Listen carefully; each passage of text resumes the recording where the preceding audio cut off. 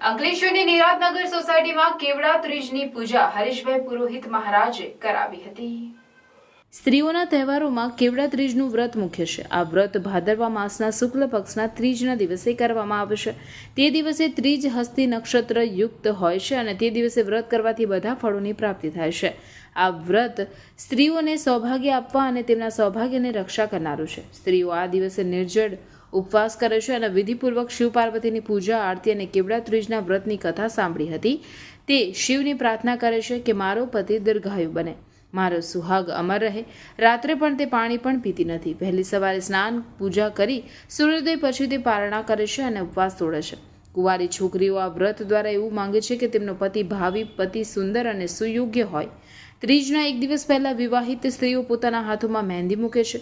કેવડો અને બીજા વનફૂલો તેમજ અન્ય વનસ્પતિ લાવીને ખૂબ જ ભાવપૂર્વક ચડાવ્યા હતા. આખો દિવસ કાંઈ પણ ખાધા પીધા વિના નકોડો ઉપવાસ કરે છે. શ્રદ્ધાભેર ભરૂચ અંકલેશ્વરમાં કેવડા ત્રીજના વ્રતની ઉજવણી કરવામાં આવી હતી.